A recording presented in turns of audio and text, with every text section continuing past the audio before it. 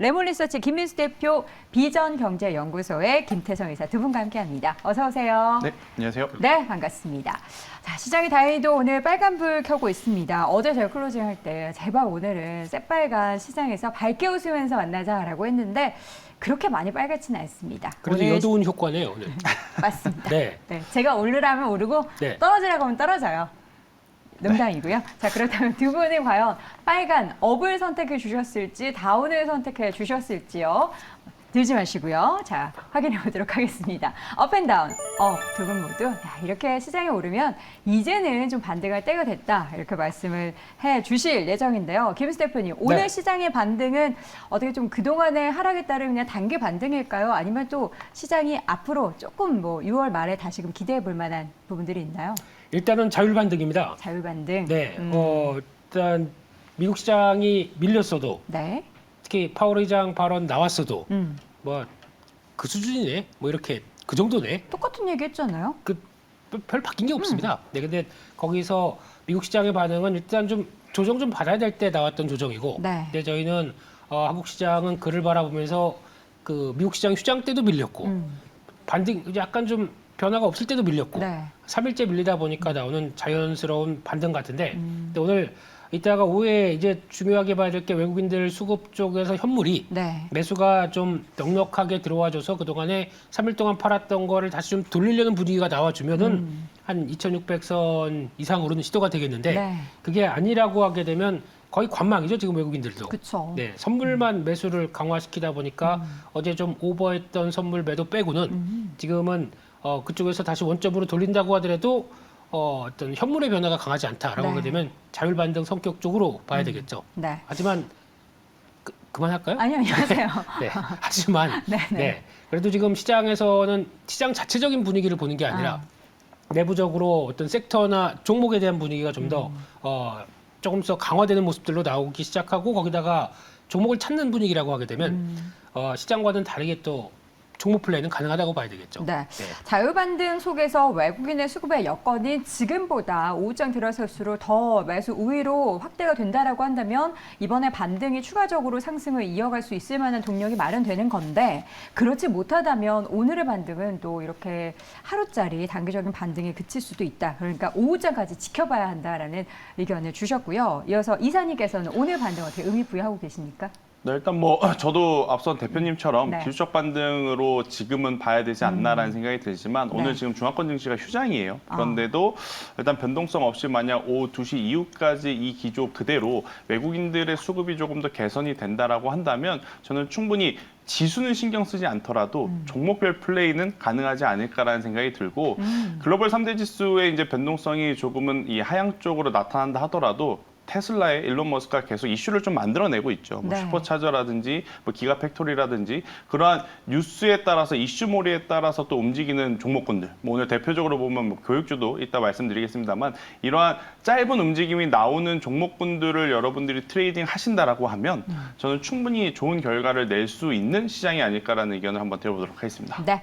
자, 파월 의장의 발언은 사실 우리가 예상한 것 외에 그리고 이전에 FOMC에서 이야기했던 것 외에 새로울 것은 없었습니다. 그에 따른 시장은 나스닥 시장이 오를 만큼 올랐던 데에 따른 뭔가 하락이 나오긴 했지만 국내 증시는 다행히도 똑같은 상황 아닌가라는 그런 분위기로 오랜만에 반등이 보이고 있는데 과연 향후에는 어떤 쪽을 바라보면서 투자를 해야 할지 두 분의 좀 시장 전략에 대한 뷰를 좀 들어보도록 하겠습니다. 요거는 OXP 말 들으실 거 없을 것 같아요. 예, 자꾸 준비하셨는데 조금 이따가 들을 기회 드리도록 하겠고요.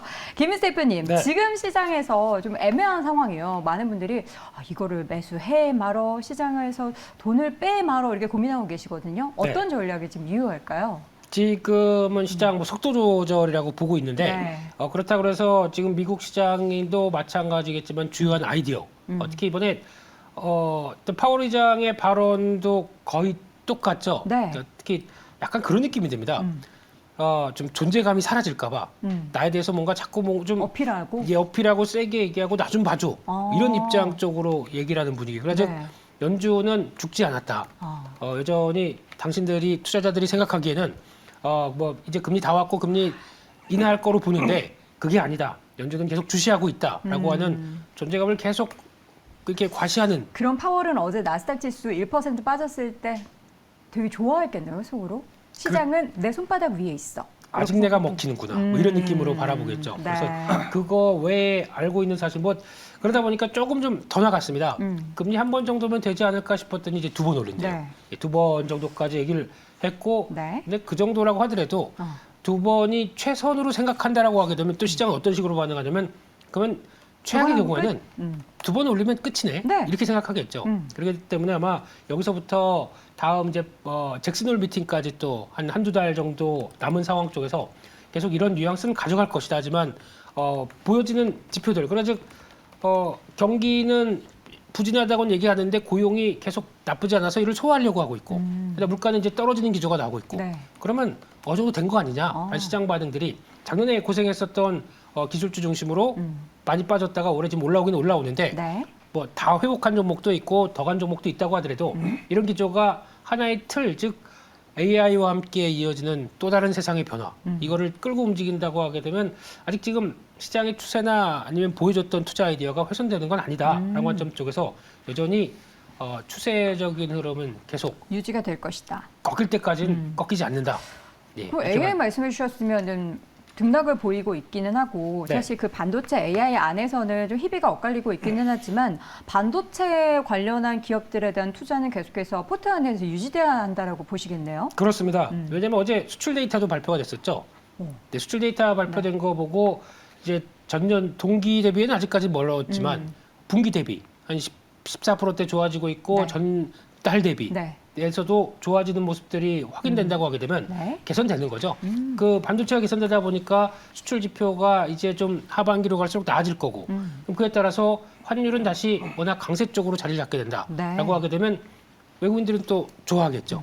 그런 쪽으로 순환이 들어왔었을 때 그 핵심은 반도체다라고 보게 되면 여전히 놓치지 말아야 될 건 반도체 쪽이라고 생각 들고 있습니다. 네, 알겠습니다. 자, 그렇다면 김태성 이사님의 시장 전략은 무엇일까요? 네, 일단 뭐 결국 돌고 돌아서 실적이 네. 아닌가라는 생각이 듭니다. 물론 성장성을 갖춘 기업들, 대표적으로 보면 2차 전지라든지 반도체, IT도 물론 좋습니다. 하지만 이제 또 다가오는 이 상반기 실적 결산 시즌에 맞춰서 저는 실적이 계속 늘어나는 쪽에 조금 더 집중을 해보시는 것도 오히려 지수가 밀릴 때 또 다른 대안이 되지 않을까라는 생각이 드는데 지난주였던 것 같아요. 2차 전지가 한번 장 후반부에 밀렸었던 날 기억하시나요? 네네. 그날 지수가 한 2% 정도 빠졌는데 그날이 저는 포인트를 잡아서 보면 실적이 좋은 쪽들, 그러니까 대표적으로 방산, 조선, 그리고 이제 음식료 업종 중에서도 이제 라면을 제외한 지금 판가 인상을 통해서 실적이 좋아질 수 있는 기업들은 오히려 지수가 밀렸을 때 굉장히 강한 모습을 좀 보였던 것을 우리가 기억해 볼 필요는 있을 것 같아요. 그래서 포트 전체적으로 너무 성장주에만 혹은 기술주에만 너무 치우치는 것도 좋지 않고 지금은 이제는 실적을 또 고려하시면서 실적주를 포함을 할 때가 되지 않았나라는 의견 한번 조심스럽게 드려보도록 하겠습니다. 네, 사실 지수의 움직임보다는 앞서서 김민수 대표님도 그렇고 방금 이제 김태성 이사님도 말씀해 주신 것처럼 종목을 잘 골라야 합니다. 근데 잘 고르는 게 이게 가장 힘들죠. 그냥 시장 다 올라가면은 우르르 뭘 사도 오르는 분위기인데 종목 잘 골라라 하면은 잘못 골랐다가는 나만 소외를 받을 수가 있습니다. 오늘도 보면은 좀 약간 테마적인 성격을 띠고 있는 종목들 가운데서는 교육 관련한 종목이 새로 올라서 이거 단기적인 흐름 나도 편승해야 하나라는 궁금증과 의구심 갖고 계실 텐데요. 오늘도 오르고 있습니다. 두 분의 이 관련한 종목에 대한 의견부터 먼저 확인해 보겠습니다. 팻말 들어주세요. 네, X, O 의견으로 왜 저는 이렇게 엇갈릴 때가 좋습니다. 자, 지금 잠깐만요. 우리 김민수 대표님 X 의견 들어주신 거잖아요. 5부터 들어야 되는 거 아닙니까? 아니에요. 저는 부정적인 거 듣고 그다음에 네. 좋은 거 들을래요. 제 마음이에요. 아, 그러시군요. 네. 예. 이해해 주세요. 이제 순서로 이제 김 선생님 말씀하셨으니까 오래 쉬셨잖아요. 오해요? 아닙니다. 예. 네. 일단 X로 들은 이유는 하나의 그런 거죠. 이제 섹터가 막 움직일 때 네. 보면은 뭔가 좀 많이 빠졌었고 소외됐었고 그런데 거기 뭔가 플러스 알파가 될 게 없을까라고 네. 해서 갔다가 그러니까 이게 나온 게 하루 정도 반나절이 넘었는데 그렇죠. 그 뒤에 후반부에 나와서 주가가 움직인다는 얘기는 그냥 갖다 붙였다는 생각밖에 안 막 듭니다. 찾았던 것 같아요. 이런 그렇죠. 이슈가 있는데 시장 심심하고 뭐 없을까 네. 하는 수급들. 근데 보니까 주가가 많이 빠져 있고 네. 그렇게 되면 그래 한번 움직여 보자라고 하는 말 그대로의 테마 성격이 강하다고 봐야 될 것 그렇죠. 같습니다. 그런 쪽에서 이제 킬러 문학이라고 하나요? 킬러 문항. 네, 킬러 문항. 예. 왜 영어랑 한국어가 섞였죠? 킬러 퀘스천. 킬러 퀘스천 괜찮네요. 네. 네, 이거에 대해서 이제 대통령의 발언이 있다 보니까 그에 따라서 그러면 이제 너무 괴롭히지 말라 아이들을 그렇기 때문에 어떤 공교육 쪽에 대한 강화가 나올 것이다라고 네. 하면서 교과서 업체들의 강한 모습들이 보여지는데 저희가 그랬습니까? 공교육 뭐 또 내신이 강화된다고 하게 되면 내신 강화되기 위한 또 학원 사교육이 다니죠. 또 커집니다. 그렇기 때문에 그게 또 수혜로 볼 수 있을 만한 이런 투자 아이디어는 적합하게 아니다라고 봐야 될 것 같고 게다가 그러면 또 다시 한번 또 이제 뭐 내신이나 아니면 수시가 또 강화된다라고 네. 하게 되면 또 사교육이 또 커집니다. 그렇죠. 그러니까 면접하는 것도 다 학원도 있더라고요. 하죠. 네, 맞아요. 그렇기 때문에 이걸 봤었을 때는 이래나 저래나. 그렇죠. 그래서 공교육의 강화는 일단 선생님의 강화가 제일 중요한 이건 아닌데 예, 그래서 아무래도 네. 그거에 따라서 투자 아이디어를 찾는 것은 좀 어렵다고 보고 있고 많이 빠졌기 때문에 나온다. 게다가 또 중기적으로는 학생 수가 학령 인구라고 그러죠. 이게 줄어들고 있죠. 줄고 있는데 한 반에 20몇 명 돼 있는 상황에서 와, 몇 명대이셨어요? 우리 대표님 시절은 60명? 저는 40명대였습니다. 아 그러세요? 40명. 아, 40명. 네, 같은 40명. 세대군요. 예, 예. 네. 네. 그렇다 치고요. 네, 그래서 네. 그렇게 되기 시작하게 되면 뭐 예전보다는 거의 3분의 1 정도까지 학령 인구 줄었는데 그렇죠. 그럼 장기적으로 성장이 열려 있겠느냐라고 하게 되면 이거는 좀 어렵다라는 쪽에서 반등 들어오고 뭐 테마 움직임 나올 때마다 일단 좀 줄여가는 게 맞지 않나 생각을 하고 있습니다. 맞습니다. 아무리 피를 올려도 큐 자체가 줄어들면은 그것을 계속해서 좀 하향 추세가 나타날 수밖에 없는 실적이 시현될 것이기 때문에 최근에 뭐 이슈와 함께 뉴스와 함께 교육 관련한 공교육 관련한 종목들이 올랐다라고 하더라도 이 투자에 대해서는 좀 신중할 필요가 있을 것 같은데요. 제가 봤을 때는 김태수 회사님의 의견도 좀 제한적일 것 같은데요. 어떻습니까? 섹터 안에서 어떤 기업을 선택하느냐에 따라서 이 뉴스를 보는 시각의 차는 저는 존재할 것 같다는 생각이 들어요. 기준은요? 일단 기준은 지금 공교육이냐 사교육이냐의 지금 이슈잖아요. 네. 지금 그러다 보니까 아무래도 이제 공교육 쪽에 비중을 많이 두고 있는 뭐 애니 능률이라든지 뭐 비상교육이라든지 이러한 쪽이 조금 더 주가는 강세. 하지만 조금 더 사교육 쪽으로 이제 분위기를 좀 많이 내포하는 메가 MD라든지 메가 스터디 같은 경우에는 조금은 덜 오른 그러한 모습을 보이고 있는데 앞선 대표님 의견대로 사실 이게 시간이 지나면 지날수록 다 한 통속이 될 것 같아요. 하지만 이제 이러한 이 사교육, 공교육 뭐 이것보다도 저는 조금 더 영역을 확대해서 해보면 요새는 이제 교육의 트렌드도 좀 바뀌고 있지 않습니까? 우리가 예전에는 뭐 깜지라고 하죠. 계속 외워서 쓰고 외울 때 외워서 쓰고 저 그래서 뭐, 펜 2개로 썼잖아요. 그죠? 뭐 수능이 400점 펜 만점일 막 때도 3개로 있었고 쓰고. 네. 500점 만점일 때도 있었고 이제 네. 이러한 교육 트렌드에서 요새 이제 아이들을 이제 키우다 보면 많이 진화했습니다. 어떻게 해요? 이제는 우리가 맨날 매년 받아서 쓰는 교과서가 아니라 전자교과서 형태로 이제 바뀌면서 종이가 없어요? 네. 그런 쪽으로 이제 교육이 바뀌고 있기 네. 때문에 단순히 공교육이 좋냐 사교육이 좋냐 저는 이것은 단순 테마로 보시는 게 좋을 것 같고요. 중장기적으로 보신다라고 하면 저는 AI가 접목되는 최근의 교육주들을 조금 더 길게 보시는 것이 트렌드에 좀 맞지 않을까. 어차피 그 분야는 네. 좋든 싫든 네네. 성장해 나가야 되지 않나라는 의견 한번 드리겠습니다. 장기적으로 봤을 때는 어쨌든 뭐 우리도 최근에 의료가 붙은 AI 이런 맞아요. 모멘텀이 붙었던 것처럼 교육도 AI가 붙고 뭐 나중에는 뭐 미용도 AI가 붙고 그렇죠. 음식료도 AI가 붙고 다 관련해서 이런 풍토들이 좀 만들어질 것 같다. 그런 점에서 관련된 AI 쪽의 모멘텀을 같이 붙을 수 있는 기업을 잘 골라보라. 만약에 테마성으로 투자하시는 게 아니라면 이런 부분을 체크해 보셔야 될 것 같고요. 그럼 X의견 주시긴 했지만 그럼에도 불구하고 지금 교육 관련한 기업 중에서 그나마 볼만한 기업이 있다면 대표님은 어떤 종목을 꼽으시겠습니까? X인데 뭘 고르겠습니까? 고르지 마세요, 그럼. 근데 알겠습니다. 중요한 거는 앞서 이사님 좋은 아이디어 주셨는데 일단 앞으로 이제 XR과 함께 네. 비전 프로가 보여줄 여러 가지 성과를 생각하게 되면 그쪽도 하나의 컨텐츠가 되고 그쵸. 테마가 될 수 있다고 생각합니다. 근데 아직 없습니다. 한국에는 그렇게 가야 될 이제 콘텐츠의 변화를 끌고 갈 만한 네. 쪽이 없을 거고 만약에 제 개인적으로는 하게 되면 KT가 아마 주축이 돼서 뭔가 변화를 이끌어 가려고 왜냐면 이쪽도 돈이 있어야 되고요. 투자할 시간이 있어야 되고 네. 거기다 스타트업도 지원하고 네. 이런 과정이 나오게 되면 시간도 걸릴 뿐더러 그래도 누가 앞장서서 한다고 하는데 가장 지금 정체가 되어 있는 통신회사 입장 쪽에서 뭔가를 끌어내기 제일 좋거든요. 보다 보니까 KT가 잘하려고 하는 것 같습니다. 성과가 나와야 되겠죠. 네. 그거는 혹시나 돼서 변화가 나오게 되면 저희 매경에서 그만하겠습니다. 공개하도록 네, 하겠습니다. 자, 그럼 KT예요? 아니 그래서 만약에 보게 되면 그냥 단순하게 메가스터디. 가장 네. 큰 기업. 왜 보통 그런 거 있죠. 여름 때 네. 교육주가 봄 여름 때 가장 싸지 않습니까? 그랬다가 수능 볼 때쯤 되면 또 주가가 비싸지고? 움직이는 이런 전통적인 관계를 보게 되면 그게 제일 낫겠는데 그 이상은 아직은 잘 모르겠습니다. 네.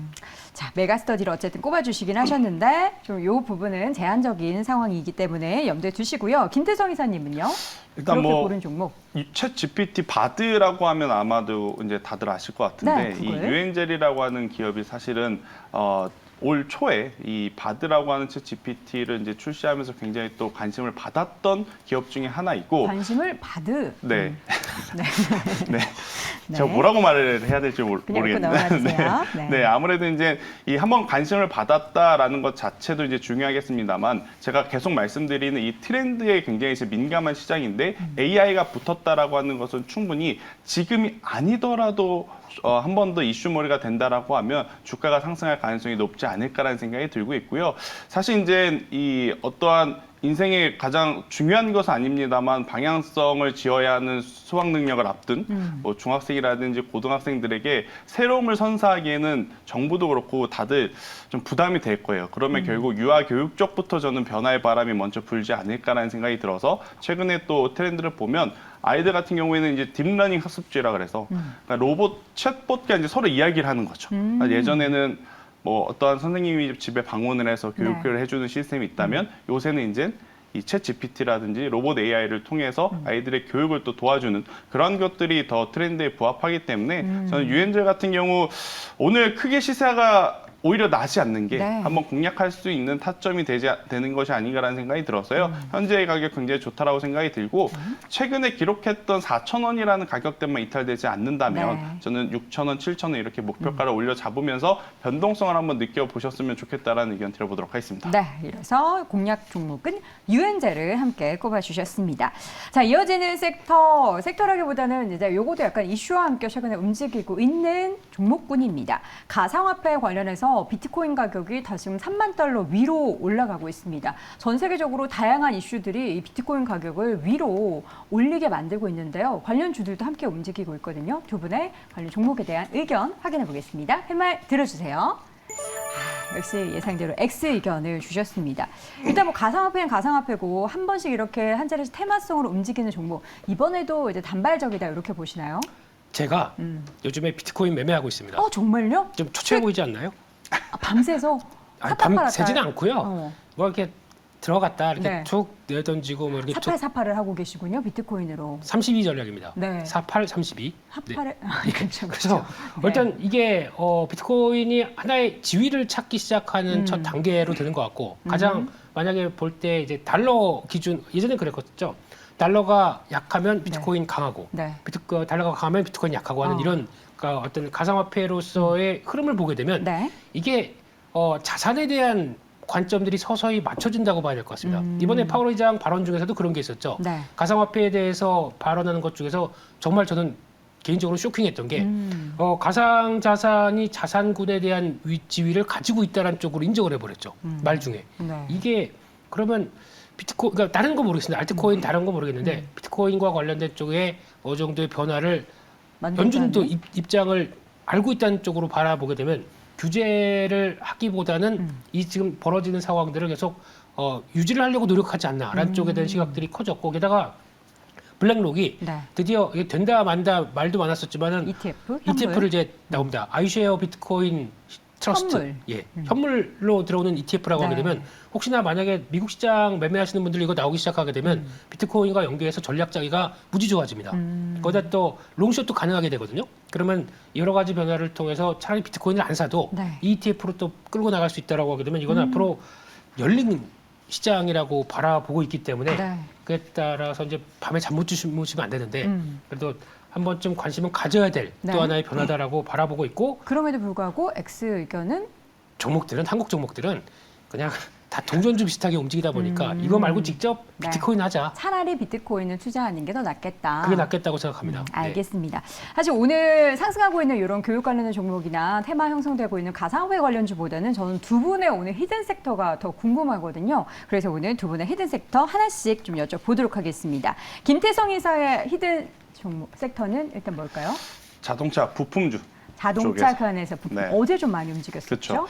일단 뭐 그제 현대차와 이제 기아에서 굉장히 또 큰 금액을 전동화 사업부에 뭐 투자를 한다라는 네. 이야기와 함께 좋은 이야기들이 있다 보니까 사실 장 초반부터 강한 것은 네. 아니었어요. 하지만 이제 시장의 이 수급의 방향성이 반도체 가기에도 지금 애매하고 2차 전지에 가기도 애매하고 그렇다고 작은 테마에도 가기 참 어렵다 보니 결국엔 지금 눈에 보이는 숫자가 찍히는, 그러니까 판매 대수가 찍히면서 실적이 확 늘어난 이제 자동차 쪽으로 좀 관심이 불어간 것이 아닌가라는 생각이 들어서 저는 여전히 올해 하반기에도 자동차 쪽을 좀 보셨으면 좋겠다라고 생각이 드는데, 뭐 자동차라고 하면 현대차, 기아가 단연 선두겠죠. 하지만 그들 기업을 현재 구간에서 트레이딩을 해서 저는 수익을 보기가 다소 부담스러울 수 있다라고 생각이 들어요. 그렇기 때문에 만약 보신다라고 하면 이 부품사 쪽으로 보시는 게 저는 좋을 것 같고요. 네. 일단 뭐 지금 이 GMP 플랫폼을 통해서 굉장히 이제 많은 전기차들을 양산을 해낸다라고 한다면 저는 HL 만도가 그래도 또 선두에 한번 설 수 있는 그러한 자격이 있지 않을까 생각이 듭니다. 사실 1분기에는 화신이라든지 서현이와 이러한 SL과 같은 기업들에게 HR만도 좀 밀렸었거든요. 하지만 이제 최근에 또다시 수급들이 다시 들어오고 있어서 만약 이번에 자동차 부품사를 보신다라고 하면 네. 현재 구간 정말 낮습니다. 그렇기 때문에 저는 메리트 있다라는 생각이 들어서 네. 현재 구간에서 관심을 가져보시는 게 가장 좋을 것 같고 지금 바닥이라고 할 수 있는 45,000원 가격대가 이탈이 되게 되면 그때는 손절하자. 네. 대신에 이 45,000원이라는 가격대가 이탈되지 않고 올라간다 그러면 저는 어차피 부품사를 보실 때 HR 만드는 좀 길게 보셔도 자율주행에 대한 기대감도 있기 때문에 길게 보셔도 괜찮다라는 생각에 6만 원이라는 가격대까지 한번 보유해보자라는 의견 들어보도록 하겠습니다. 네, 자동차 부품주 히든 섹터로 꼽아주셨고요. 종목으로는 HL 만도 함께 확인해봤습니다. 김민수 대표의 히든 섹터는 뭘까요? 반도체죠. 반도체. 네, 기승전 반도체. 오로지 반도체. 오로지 반도체. 그래서 오로스 테크놀로지. 네. 네. 네. 그렇습니다. 오로스 네. 테크놀로지. 사실 반도체 기업이 정말 많잖아요. 그렇습니다. 오로스 테크놀로지 사실 처음 언급하거든요. 그러실 수는 있는데 네. 성과가 이제 기존에 보여줬던 섹터 쪽에서 지금 가장 관심이 높은 게 패키징 쪽이죠. 근데 패키징 쪽으로 어떤 장비 쪽으로 넘어갈 수 있는 기반이 네. 마련됐다라고 하게 되면 앞으로의 성과를 더 낼 수 있겠다라는 쪽에서 포인트가 맞춰져 있는데 지금까지 오버레이라고 합니다. 그 레이 오버레이라고 하게 되면 계측 오버레이.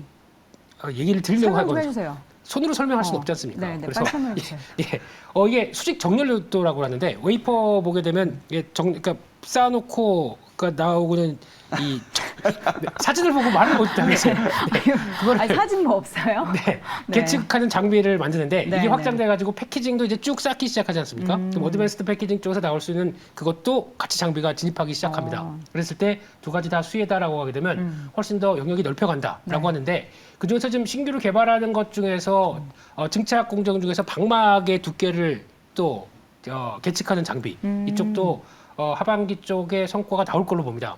그러면 저희가 또 증착 쪽은 이번에 EUV와 함께 또 중요한 변화로 나가기 시작하죠. 네. 대주주가 FST입니다. 오. 그러면 또 연결돼서 성과를 낼 수 있는 시너지는 딱 좋겠다라는 네. 쪽에서 이 회사의 성과는 앞으로 기대가 된다라는 쪽에서 바라보셨으면 좋겠습니다. 다양한 장비 관련해서 하반기에 모멘텀을 굉장히 많이 가지고 있다고 합니다. 그래서 오로스 테크놀로지 말씀을 해주셨고요. 하반기에 얼마나 또 많은 관련된 또 모멘텀이 불러오게 될지 기대해 보겠습니다. 자, 이렇게 해서 내부자들의 시간 레몬리서치의 김민수 대표 비전경제연구소의 김태성 이사 두 분과 함께했습니다. 고맙습니다.